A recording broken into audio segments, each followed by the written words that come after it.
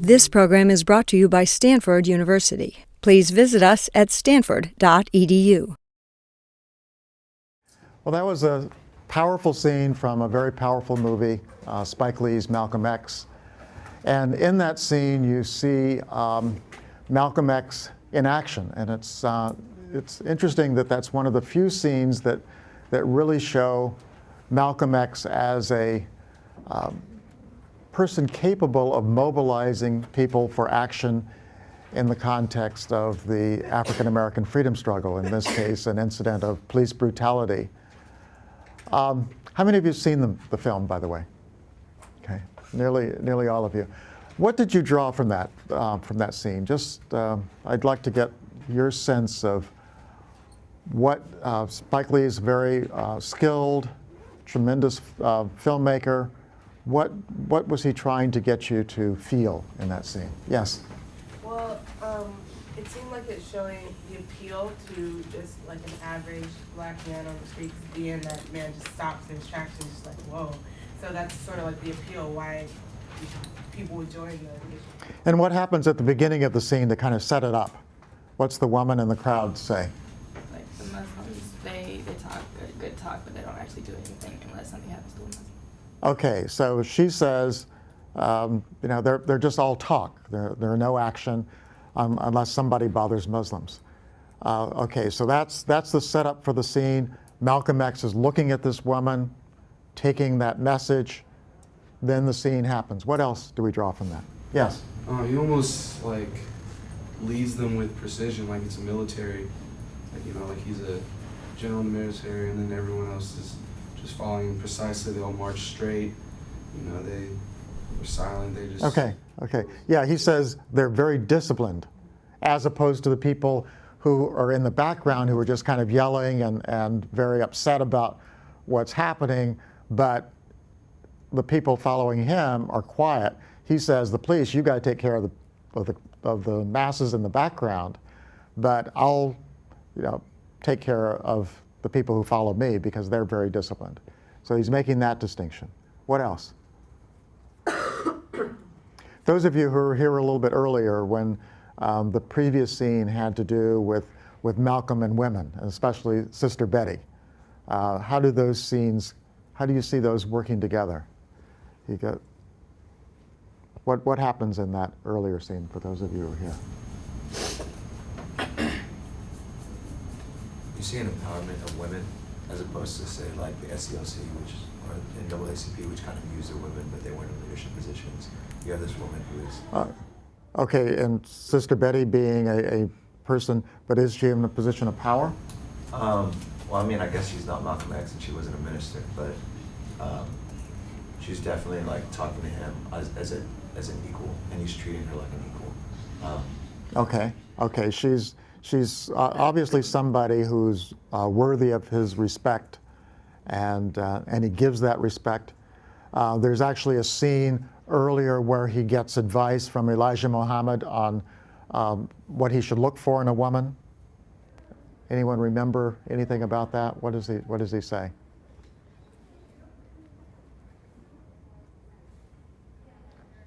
Well, he mentions things like half your age plus 7 as an ideal age for a woman who's going to be his wife.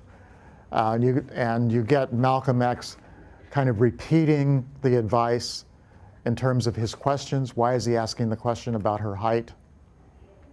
Because that was part of it. You want somebody about the same height. So he's, in terms of women, he's portraying Malcolm X as somewhat inept, but in need of guidance from the father figure, Elijah Muhammad, and it turns out that is a major part of his selection of his wife.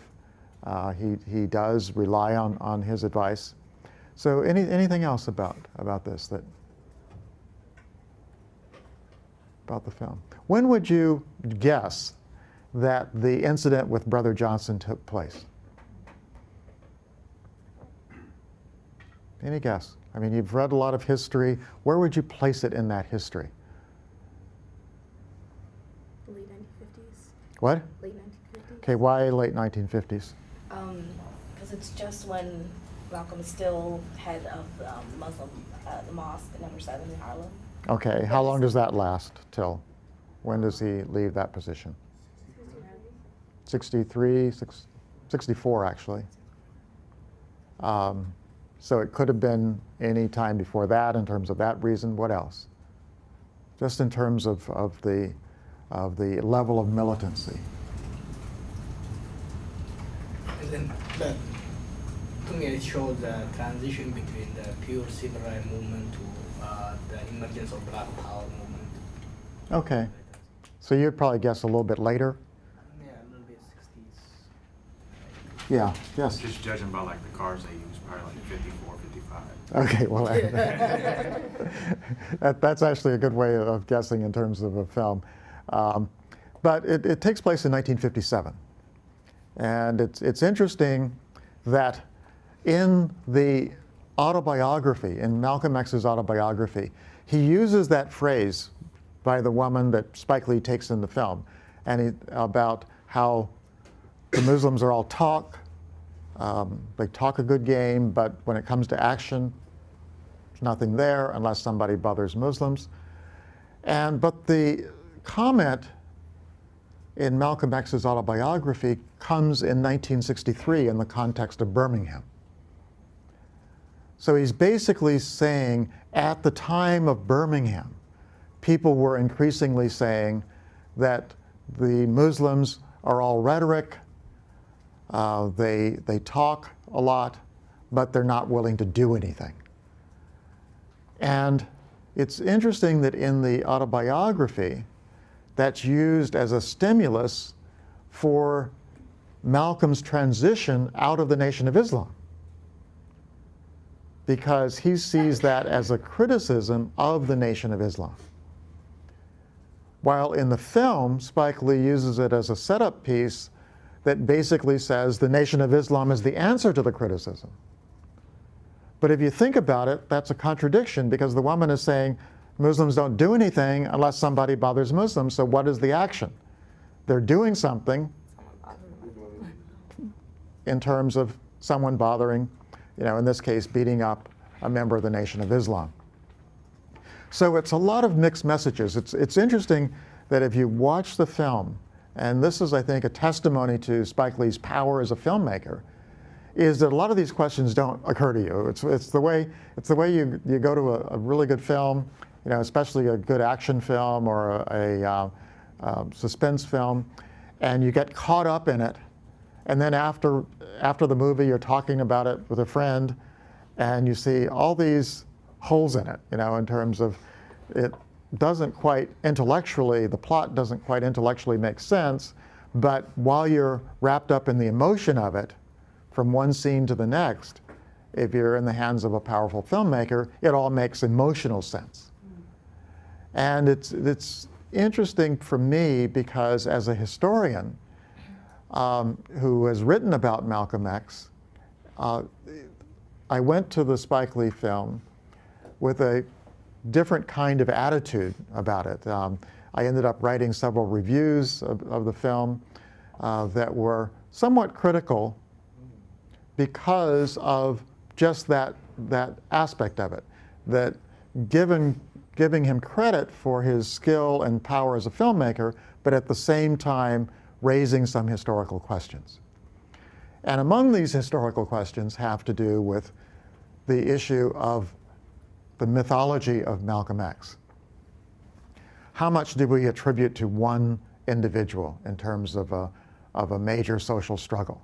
It's the same question that I would raise about Martin Luther King and have raised about Martin Luther King. Was Martin Luther King responsible for the movement? I think you know enough now to know, from Awele's lecture and other things that you've read, that many other people were responsible, that the Montgomery bus boycott would have occurred without Martin Luther King.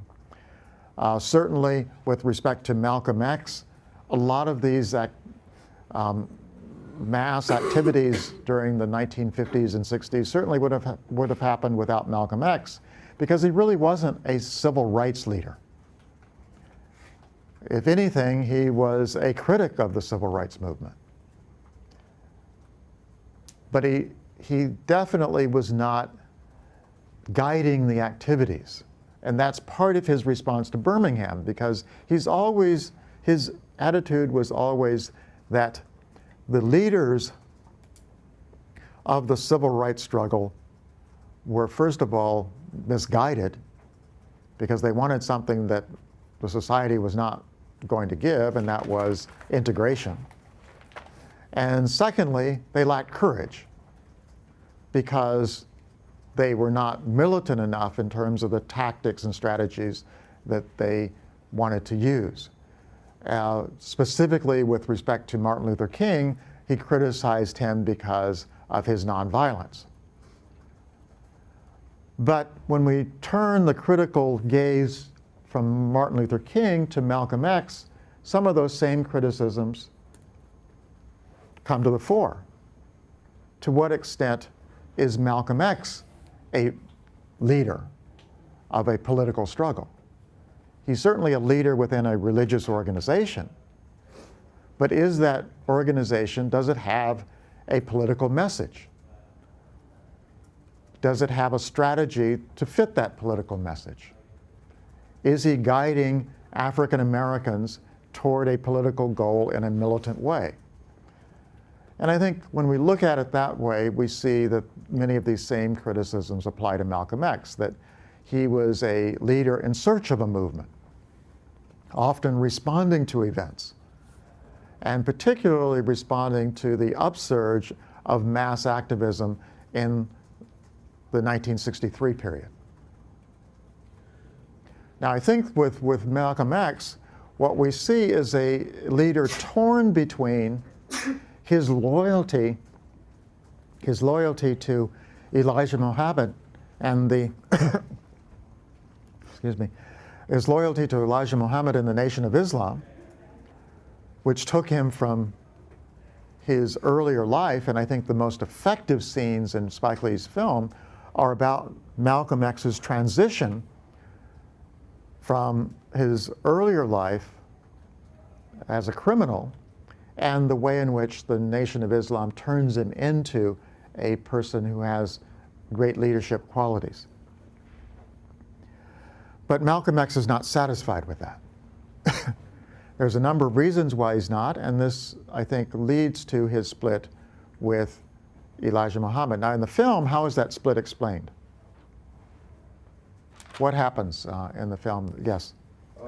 Like, paternity suit, I believe, Elijah Muhammad. Yeah, Elijah Muhammad has some illegitimate children that Malcolm X finds out about.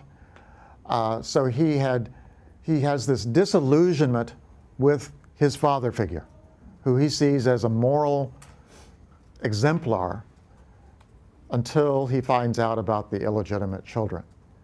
And that undermines his sense of regard for Elijah Muhammad, so therefore he eventually breaks with him. Well, what could be another explanation for that break? What I would suggest is that it's the politics of it. That Malcolm X is getting very restless. You know, here he is in a apolitical religious organization that is waiting for Allah to bring about change. Now that might make sense in the early 1950s when Malcolm X first comes into the Nation of Islam. There wasn't very much movement going on. There's no mass activity. So you can imagine somebody being drawn into this organization, seeing it has great potential. But what happens as the 50s with not only Montgomery happening in the United States, but what's happening internationally? Yes? Liberation of Ghana. Liberation of Ghana, other African nations, Asian nations, the Bandung Conference, 1955 in Indonesia. What's that all about? Does anyone recognize that term? You're talking about the Bandung Conference? Yeah. It was about the I guess, the third world countries, nations in Africa and Asia, kind of exerting their influence. Yeah, for the first time, the non-aligned nations, the ones who don't see the world in east-west, communist, non-communist terms, they want to stay out of the Cold War. They want to develop on their own, independent of both the United States and the Soviet Union, nations like Indonesia, India, most of the African nations. So they are asserting themselves in the world. And Malcolm X always sees that conference of non-aligned nations as something that has significance to African Americans, that we should ally ourselves with those nations. And that this will help the African American struggle. He wants to bring the question of African American rights to the United Nations, because he feels that the United Nations is changing with the entry of all of these new nations, and that could provide leverage to bring about the changes that we want in the United States, and that it's in the interests of African Americans to do that. Now, this is the same argument that within this class we've had Paul Robeson making that argument, Du Bois making that argument, particularly after World War II, with the formation of the United Nations. That's why Du Bois comes to San Francisco in 1955, tries to get the issue of both colonization and the suppression of rights because of race. He wants to put these issues before this United Nations. Now, that doesn't happen because the United States doesn't want it to happen. That's the struggle over the founding of the United Nations. But it does get expressed through the International Declaration of Human Rights. And that distinction is one that Malcolm makes all the way through the 1950s and into the 60s, the distinction between human rights, that is, the rights that everyone around the world should have, and it's something that links African Americans and Asians and Africans, and civil rights, which he sees as that's just what you're asking the United States government to give you, and they're not going to give you that anyway. So you can see Malcolm X struggling within the confines of this organization as the black struggle expands during the 50s and into the 60s, and particularly when we get to that crucial year, 1963. And that's when everything comes to a head. So the fact that he has this disagreement, or at least disillusionment with Elijah Muhammad based on the issue of illegitimacy, is combined with his disillusionment in being in an apolitical organization at a time when African American politics is exploding on every front. Now, when we see the Spike Lee film, I think that there's a number of aspects of it that I can use as a way of jumping off into a discussion of the real Malcolm X as opposed to the mythological Malcolm X. The mythological, when we say mythological, does it mean that it's necessarily untrue? Probably not. That's not the way I would take it. I would simply mean that it has, that the cultural truth sometimes has greater importance than the historical truth. The cultural truth would be that African Americans needed a person like Malcolm X. He served definite cultural needs. For most African Americans, the notion of male assertiveness, a male who can take care of his family, a person who could stand up to white people, all of these cultural needs are served by a historical persona called Malcolm X. To some degree, the historical persona is actually the mythological persona. But there are points where they don't fit together. And that would be true, I guess, again, with any other person, with Abraham Lincoln or George Washington. All of these are people who have mythological meaning in terms of America's need for a heroic figure, and for African Americans' need. And Malcolm X, of course, is one of these, and Martin Luther King is one of these. So I think we always have to look at both sides of these individuals. Now, with respect to Malcolm X, let me just say a few words about how the historian in me and other people have kind of looked at Malcolm X. It's only been in recent years that the critical study of Malcolm X has developed. For most of the period since his death in 1965, Malcolm X's public image has been shaped by one book, the autobiography of Malcolm X. Now, just imagine if our understanding of Richard Nixon was limited to the autobiography of Richard Nixon, or just about any other figure that you would want to take. We wouldn't accept that as the basis for what we know. We would want to go, we would use that as a starting point, just as we might use the autobiography of Martin Luther King. But any serious historian would want to look beyond that and try to determine to what extent does that image that is put forward in the book fit the historical reality. Now, it turns out that Spike Lee relied a great deal on the autobiography for his film. The film starts with a scene about Malcolm X's father. Actually, it's a flashback scene after the film gets started, and he goes back. And the portrayal of the father, I think, is the beginning of Spike Lee's development of this kind of mythological character. What was significant about Malcolm X's father? Killed by a KKK member. Okay, he was killed by a KKK member. What else? Why was he killed? Because they were attacking his neighbor and he shot at him with a gun in their direction to scare him away and saying that, we're not going to be scared of you. Don't come around here anymore. Okay. His father was somebody who fit that image that Malcolm X wanted to fit. That is, someone who was willing to stand up to white people. He was killed for it. That implants a memory in Malcolm X's mind of he wants to kind of both improve upon his father by being a successful black militant, but he uses that as a model. Now,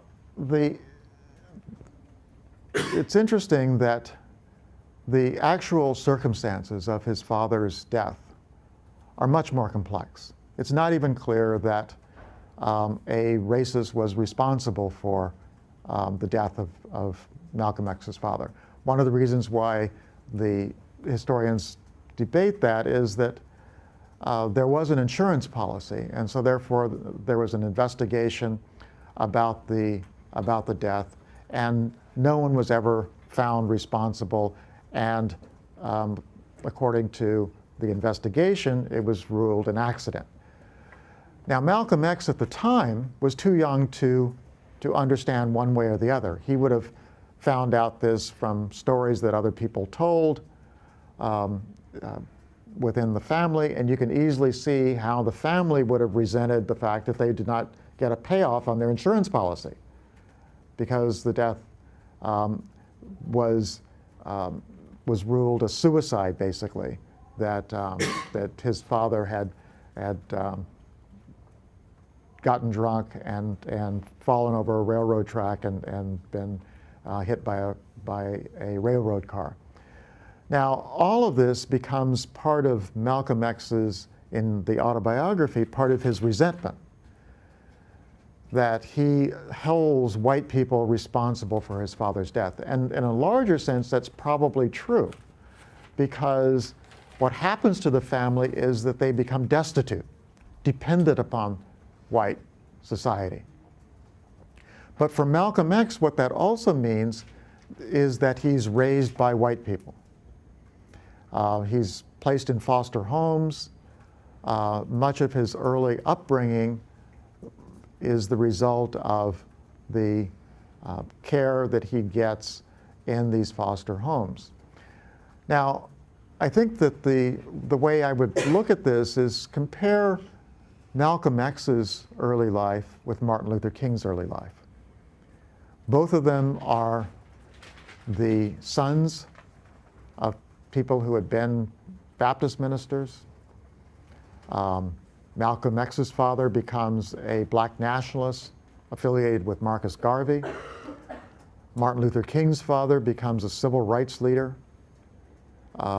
affiliated with the NAACP.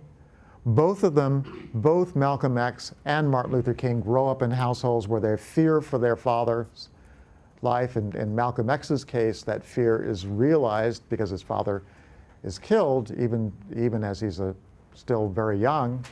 For Martin Luther King, there was this fear that his father would be killed because of his civil rights activity.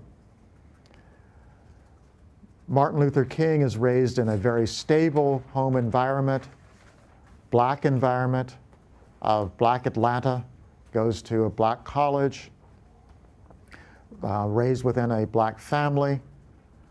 For Malcolm X, his life is actually much more, involves much more integration with white society, but in a very negative way. Foster homes, schools that he doesn't like.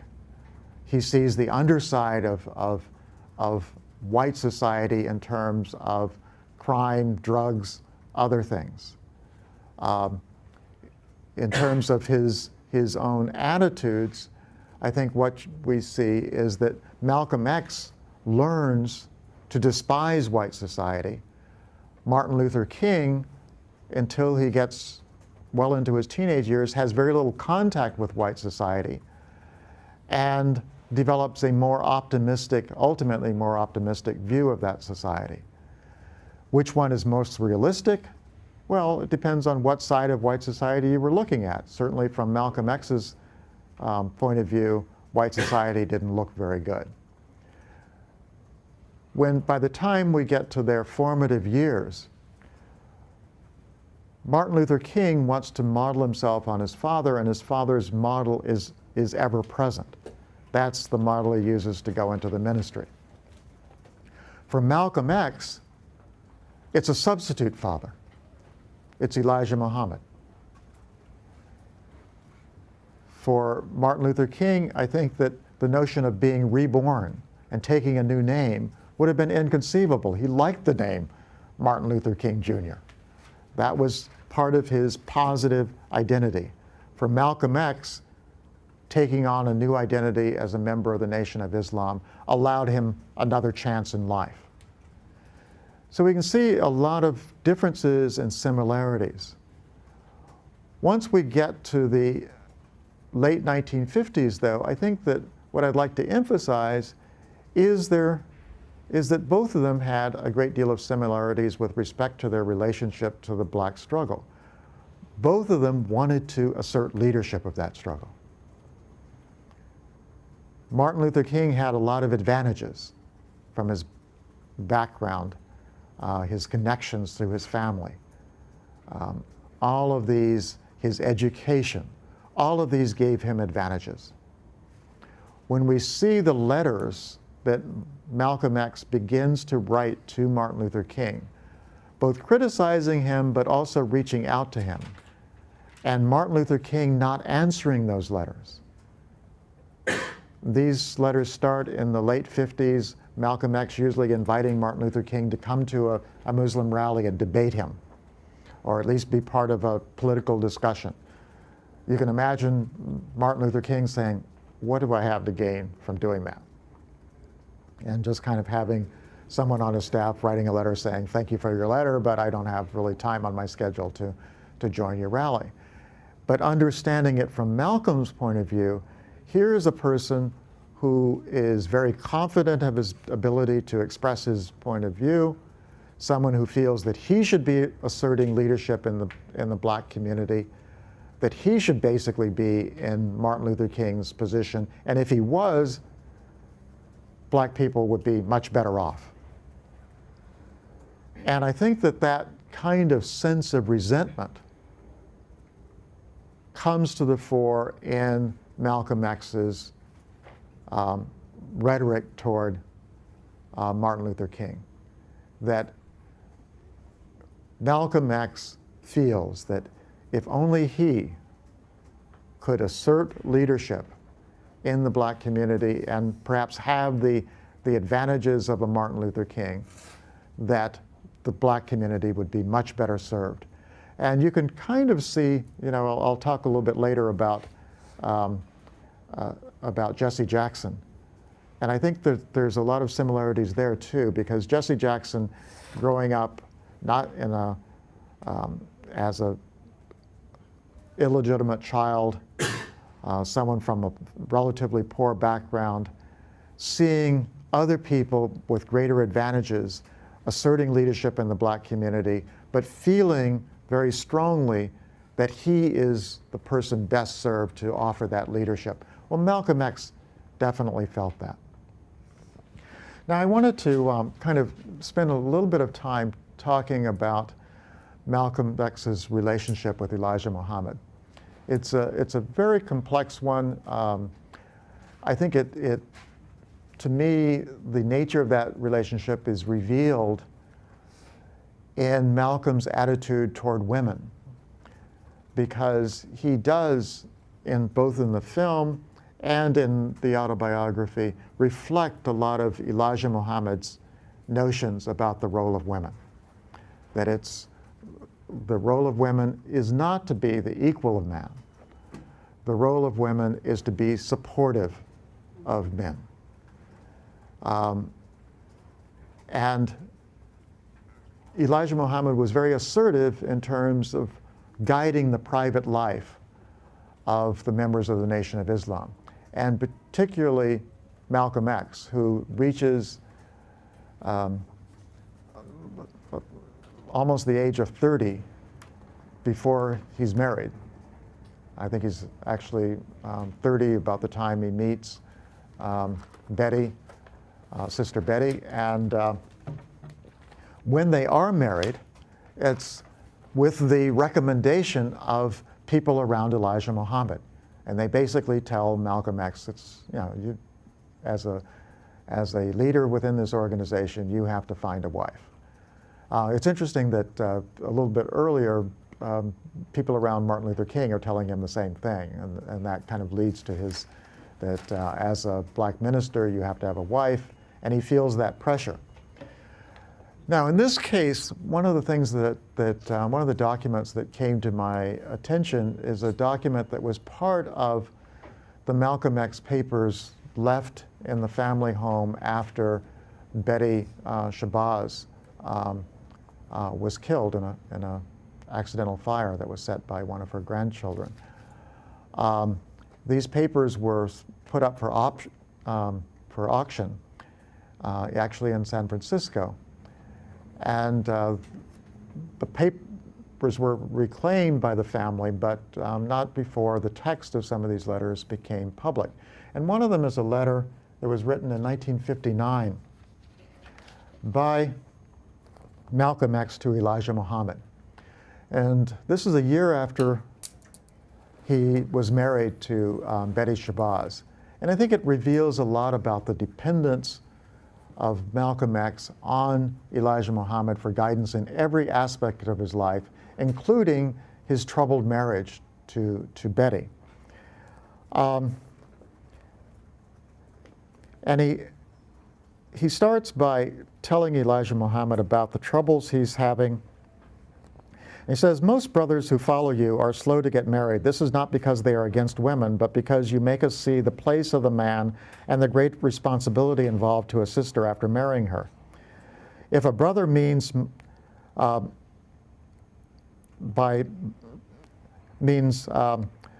right by a believing sister, he has to move slowly keep from being involved with her. This creates a situation where sisters are more forward and aggressive in seeking husbands than the brothers are in seeking wives. I mention this not out of argument, disrespect, disagreement, nor to justify, but to point toward and shed more light on what created my own situation. I am not without blame or fault and have many weaknesses. I stayed single a long time because I knew my own weaknesses and shortcomings and felt that marriage would blunt my effectiveness. I just could not see where I could devote the time to a sister that is demanded by women today. And he underlines demanded. So I ducked, dodged, twisted, turned, and ran from marriage as long as I could. When I did marry, it was at a time of great mental and spiritual weakness on my part. Despite that, I didn't marry on the spur of the moment, as everyone thought. No one knows better than I how forward, fast, and aggressive even a Muslim sister can be. And I was the target increasingly, and not because I gave them hopes, as they now would have it seem. But I did see that I was weakening under the strain, so I decided to get married. I didn't marry on the spur of the moment. I deliberated long and selected carefully. I chose Betty over the others for many reasons, and even now I think she beats all the rest of them. She was physically strong, near my height, looked something like me, and seemed to be able to produce children that would be strong and resemble us both. Plus, she seemed intelligent and had trained qualifications that could be helpful to me in my work. And she was the darkest of the three. She, Betty Sue, and Evelyn, these were the three women that he was considering. And I don't go too much for real light women as a wife. Then he goes on and talks about, and he says that the main source of the trouble was based on sex, and he has sex in capital letters underlined. She placed a great deal more stress upon me than I was physically capable of doing. Please forgive me for this topic, but I feel compelled to tell you of it and will tell it to no one else but you. At a time when I was going all out to try to keep her satisfied sexually, one day she told me we were incompatible sexually because I had never given her any real satisfaction. From then on, try as I may, I became very cool toward her. I didn't ever feel right with her in that sense. Now, what does this remind you of in terms of the candidness of this letter? What?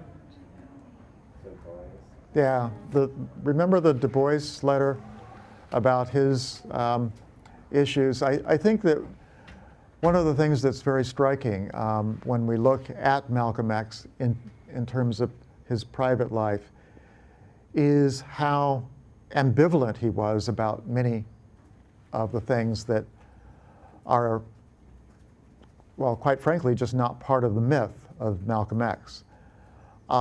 It's interesting that when we look at the things that we see as the prime qualities of the myth, the strength of Malcolm X, well, here you see someone who is very emotionally dependent on Elijah Muhammad. When we look at him in terms of his racial attitudes, again, very complex.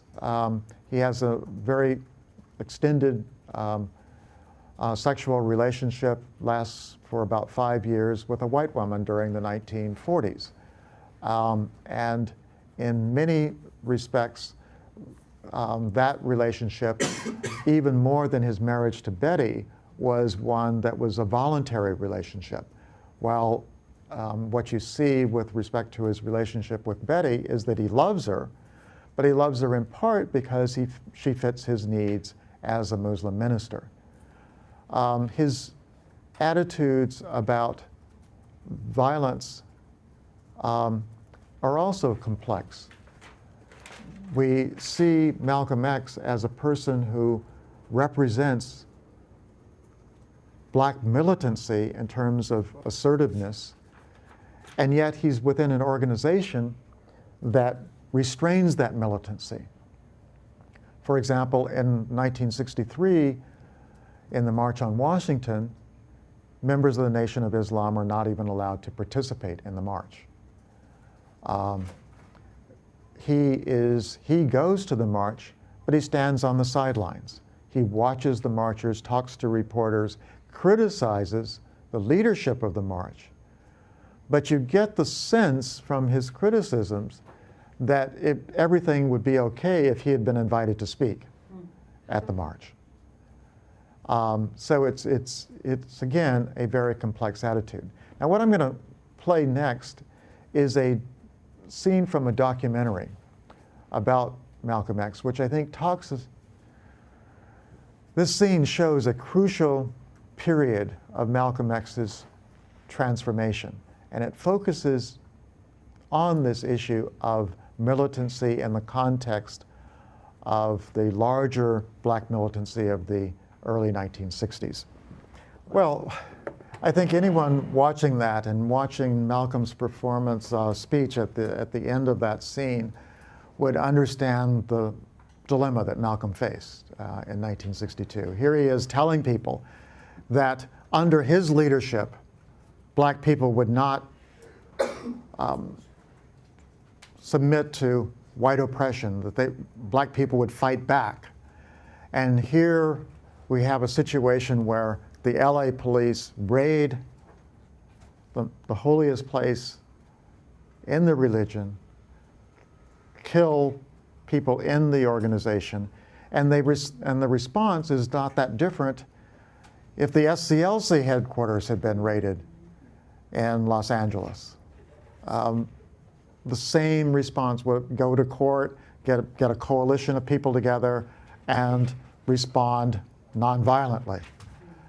So this was a major point of departure, I think, for Malcolm X. One of the things we see him saying in his autobiography is that he began to get much more restless, much more determined to move from the apolitical orientation, this non-engagement policy of the Nation of Islam. It's one of the points that I make when I published Malcolm X's FBI file in this book. I was interested in the FBI file in part because it provided a window into Malcolm X's life other than the autobiography. The FBI, just like the FBI file on Martin Luther King, provides a way of understanding the subject of the FBI surveillance. You get it through the bias of the FBI, but you do get a window into that person's life that would otherwise not be available. But I was also interested in the question, how did the government perceive Malcolm X as a threat? And it's interesting that the FBI file, up to the point where Malcolm leaves the Nation of Islam, they only have an interest in getting information about the organization, whether the Nation of Islam will turn dangerous. They see it as a religious cult, but an apolitical religious cult. It's interesting in the context now of the threat of Islamic fundamentalism.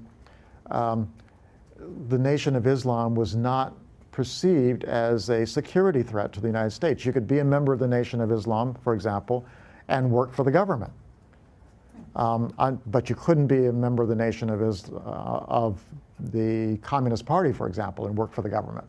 So clearly, it was not considered a subversive organization as of 1963. After Malcolm X leaves the Nation of Islam, the amount of surveillance and harassment by the FBI increases tremendously. So clearly, from the point of view of the government and the FBI, Malcolm became much more of a threat outside the Nation of Islam than inside the Nation of Islam. So what they were concerned about was not so much the racial separatist message of the nation, but rather what kinds of political implications. And for that, I think that what we see happening during the last couple of years of Malcolm's life is that he becomes much more engaged with the African-American freedom struggle. This is one of the aspects that I recount in the textbook, which I assume you've read that part. And you see during 1963, Malcolm beginning to meet more often with members of other organizations. This is when he delivers his message to the grassroots, perhaps his greatest speech as a member of the Nation of Islam. It's at a conference called to bring together all the different elements in the black struggle. And for the first time, Malcolm is invited to participate and offer his own perspective. And he accepts that invitation, and after that, there are increasing contacts between grassroots leaders in the black struggle and Malcolm X. He still doesn't meet with Martin Luther King until 1964 when they have this chance meeting at the Capitol, but he meets much more with the grassroots activists. And in his speeches, that is reflected because he makes a distinction, and this is an increasing distinction between what's happening at the grassroots level and the leaders. What is his analysis of the March on Washington? Well, the March on Washington was a great idea that was being subverted by leaders like Martin Luther King and the NAACP and others. That the masses of black people coming out of Birmingham wanted to go to Washington and shut the city down. From Malcolm's perspective, that's great. That's moving in the right direction. That's the kind of militancy I'd like to see. It's those leaders who want to pacify the masses, and in his speech after the March on Washington, he directs his criticism at those leaders who are betraying the masses. During 1964, this leads, of course, to his being suspended from the Nation of Islam. He gives a speech and talks about the chickens coming home to roost after John Kennedy's assassination in November of 1963. And this is the occasion when Elijah Muhammad suspends him. Now, it's usually interpreted that Elijah Muhammad suspended him because he was embarrassed by those comments. And that's true, but you have to think about why would a leader of this separatist religious group care about whether one of his members made a speech that was deemed embarrassing. But in any case, I think that what it really was a pretext. That Malcolm X was becoming too independent, speaking out on too many issues, and for many people in the Nation of Islam was subverting the leadership role of Elijah Muhammad, becoming not only the heir apparent to Elijah Muhammad, but the person who was, while Muhammad was still alive, was becoming the real leader of the Nation of Islam.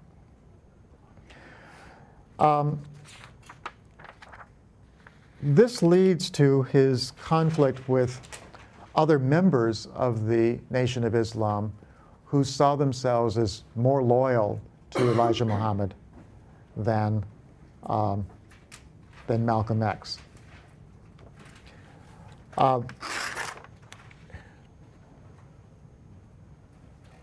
Now, the leader of that group was Minister Louis X, later Louis Farrakhan. Louis X had been recruited to the Nation of Islam by Malcolm X. Came out of Boston, kind of a middle-class person who had turned toward the Nation of Islam, very articulate, someone who had Malcolm X's skill as an orator, someone who was capable of bringing more and more people into the Nation of Islam. And for a long time, Louis X was the protege of Malcolm X. However, in 1963, when Malcolm X begins to talk about Elijah Muhammad's illegitimate children and began to talk more forcefully on political issues, Louis X begins to break away from Malcolm X. This culminates, one of the grounds in which the struggle is carried on is over is over Cassius Clay, who becomes Muhammad Ali. Some of you know that Malcolm X was very crucial in terms of turning Cassius Clay toward the Nation of Islam and seeing him as a person who could potentially be the greatest recruiter that the Nation of Islam ever had. So Malcolm X cultivated his friendship with Muhammad Ali. After Muhammad Ali wins the heavyweight championship fight and announces that he's a member of the Nation of Islam, this of course leads to a storm of criticism of him. But Malcolm X becomes a very close friend of Muhammad Ali. So there's a struggle over the loyalty of Muhammad Ali. Is he going to move toward Malcolm X, or is he going to stay loyal to Elijah Muhammad? And in this crucial struggle, most of the people in the Nation of Islam place their bets with Elijah Muhammad, stay loyal to him.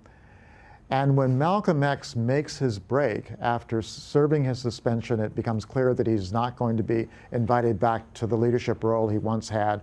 He breaks with the Nation of Islam and ultimately forms his own organization, the Organization of African-American Unity. Only a handful of the people who had been his allies in the Nation of Islam join him in the new organization. This is obviously a very great disappointment, and he's particularly disappointed in Louis Farrakhan, Louis X at that point, who had been his protege, and Muhammad Ali.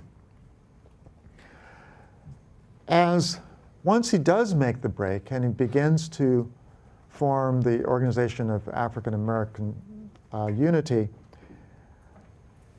the opposition from within the Nation of Islam is not as strong as when Malcolm X begins to make open criticisms of Elijah Muhammad and ultimately form his own religious organization as a rival to the Nation of Islam.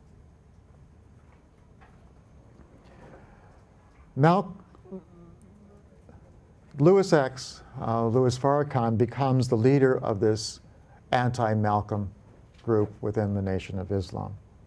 In 1964, he sends an open telegram warning Malcolm that the Nation of Islam shall no longer tolerate your scandalizing the name of Elijah Muhammad. And in an article in the final call, in the Muhammad Speaks, the newspaper of the Nation of Islam, says, "The die is set, and Malcolm shall not escape, especially after such evil, foolish talk about his benefactor, Elijah Muhammad. Such a man as Malcolm is worthy of death, and would have met death if it had not been for Muhammad's confidence in Allah for victory over his enemies." Well, publishing an article like this is basically like publishing a hunting license for anyone in the Nation of Islam to go after Malcolm, and within 3 months Malcolm is assassinated. But before that happens, Malcolm reaches out to his allies in a number of ways. I mentioned in the textbook a meeting with members of the Student Nonviolent Coordinating Committee by chance in Nairobi as the SNCC workers were going through Africa, making contacts with African nationalists. Malcolm X is also going through Africa, making contacts on the African continent. They happen to meet up in Nairobi, and that meeting becomes the beginning of a dialogue afterwards that involves Malcolm X inviting members of the nation of SNCC to come to New York. Fannie Lou Hamer and people in Mississippi accept the invitation. And also, members of SNCC invite Malcolm X to come south to help the movement. And eventually Malcolm X accepts this invitation, and that's what leads him to go to Selma in early 1965. Just a few things about these meetings. I think that they are extremely important. They're within a few months of Malcolm X's assassination. The Spike Lee film, for example, I think would have been a much stronger and more interesting film if he had given more attention to these last few months of Malcolm X's life. Part of this, I understand from Spike Lee, was just simply financial. That he didn't get the kind of big budget that he wanted to do his epic. And I think he threw a lot of that budget into all of the early development. It really breaks down into three parts, the film. Malcolm X's formative years up to the point of his entry in the Nation of Islam, his time in the Nation of Islam, which is basically a period, lots of speeches and that scene with Brother Johnson. And then the last third of the movie is his break with Elijah Muhammad. But that is conveyed not through any really serious discussion of where Malcolm was going politically, but rather lots of scenes of Malcolm X waiting for assassination. That's the only way I can describe it. It's literally waiting for the telephone to ring. Sitting around apartments, you see him kind of watching the television screen, and there's this activist movement going on, but he's literally paralyzed as he waits to be assassinated. What you don't see, and what I think would have made the film a lot more interesting, would have been a film, for example, a scene where Malcolm X is meeting with Fannie Lou Hamer in New York.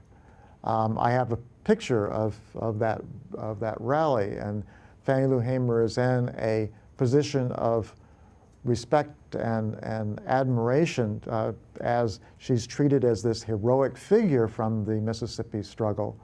And Malcolm X pledges to do what he can to help the voting rights struggle that's going on in the South. Just a few weeks later, Malcolm X goes to Selma at the invitation of the young activists at Tuskegee and other places in Alabama, who are then carrying on this voting rights campaign that culminates in the Voting Rights Act of 1965. Malcolm X goes there and delivers a speech which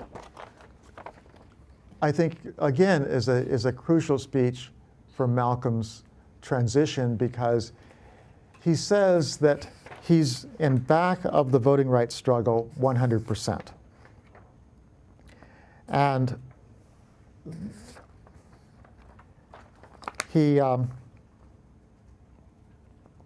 I believe that black people have the absolute right to use whatever means are necessary to gain the vote, he says.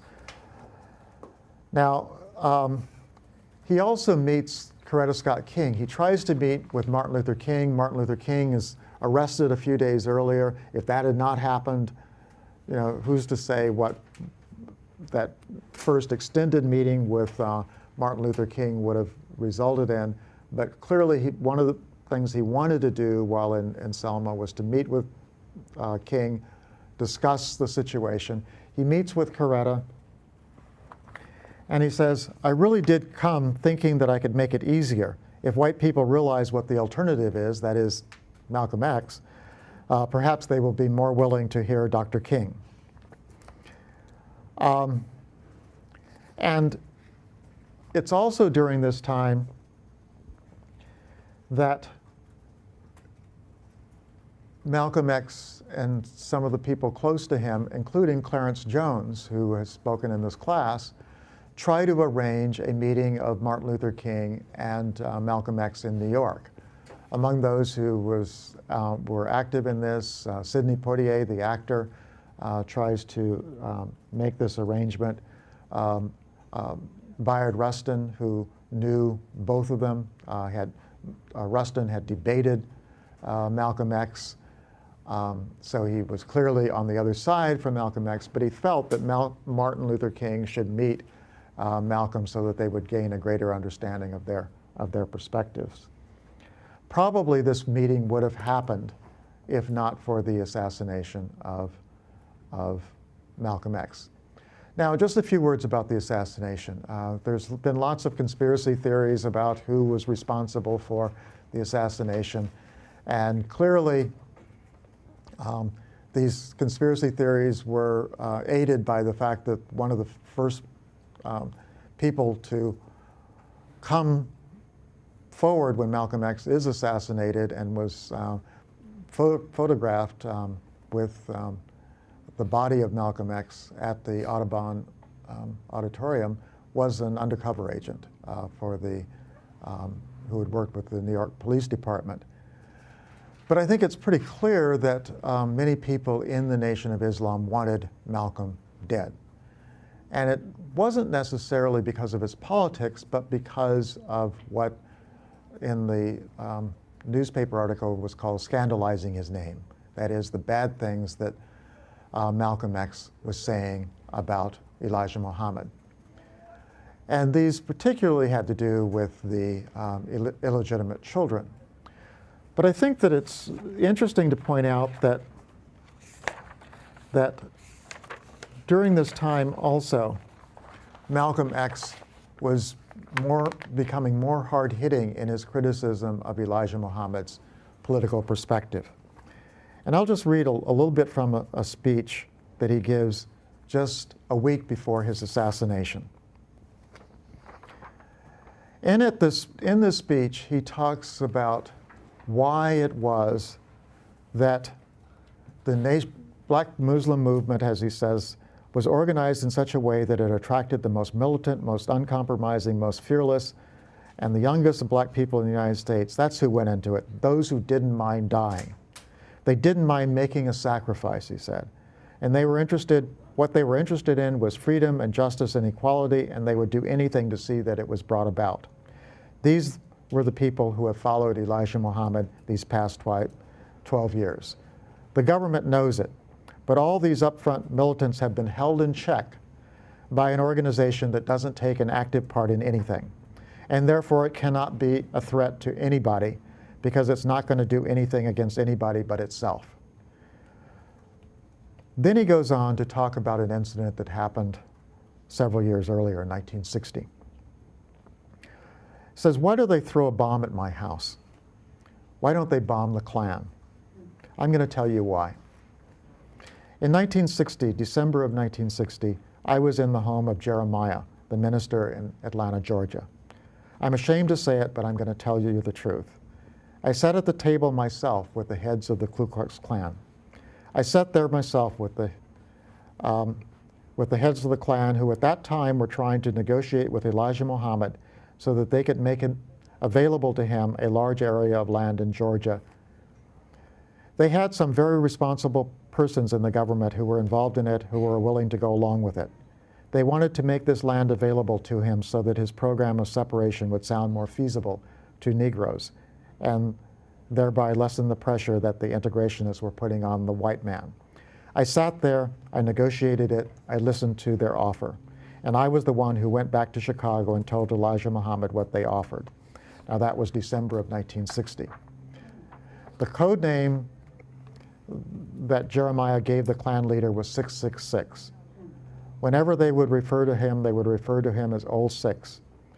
What his name right now escapes me, but they even sat there and told stories how Jeremiah was there and his wife was there and I was there and the Klan was there. From that day onward, the Klan never interfered with the Black Muslim movement in the South. Jeremiah attended Klan rallies, as you read on the front page of the New York Tribune. They never bothered him, never touched him, never touched a Muslim. And a Muslim never touched him. Elijah Muhammad would never let me go back since January of 1961. I never went south as long as I remained in the Black Muslim movement. Whenever it happened in this country, wherever it happened in this country, where there was action, it was action I was involved in because I believed in action after leaving the Klan. I never have gone along with the Ku Klux Klan. Now, it's interesting that that meeting, which he talks about with the Klan, is also in the FBI file. The FBI had an informant at the meeting, so in that sense, the FBI knew what was going on. Now, I mention this as not only as a way of kind of getting beyond the Malcolm myth and Malcolm's own attempt to demythologize his role that he played within the Nation of Islam, but I think that there's an interesting parallel. One of the most controversial aspects of Marcus Garvey's career was his meeting with the Klan during the 1920s. I think if anything strengthened Du Bois's criticisms of Marcus Garvey and strengthened and what weakened Marcus Garvey's support within the black community was his meeting with the Klan.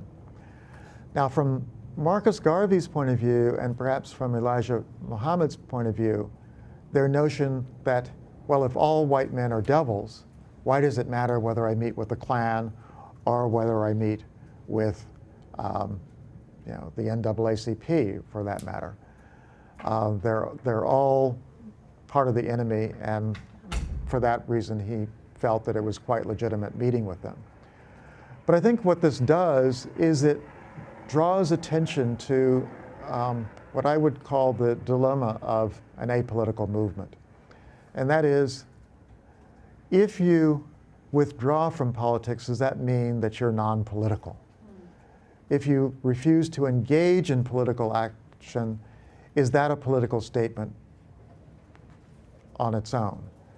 And if you have any kind of relations in terms of discussions and negotiations with elements in the white community, what are the implications of that for the black struggle?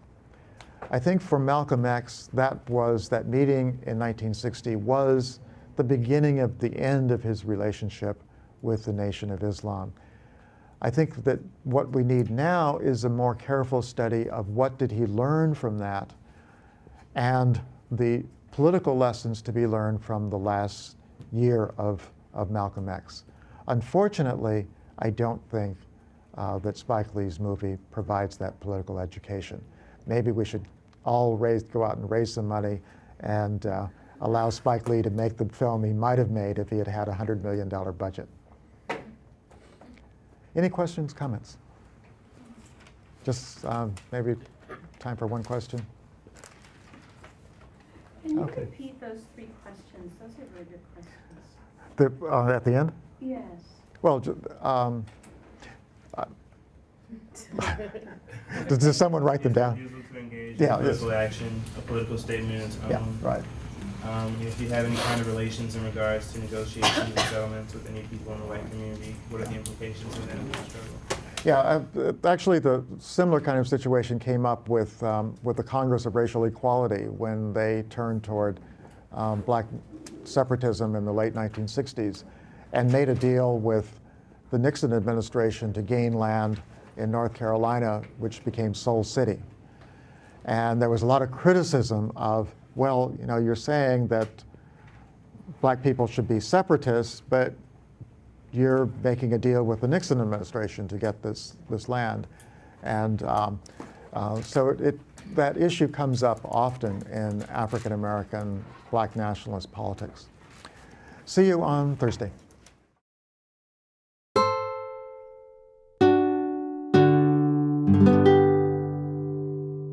The preceding program is copyrighted by Stanford University. Please visit us at stanford.edu.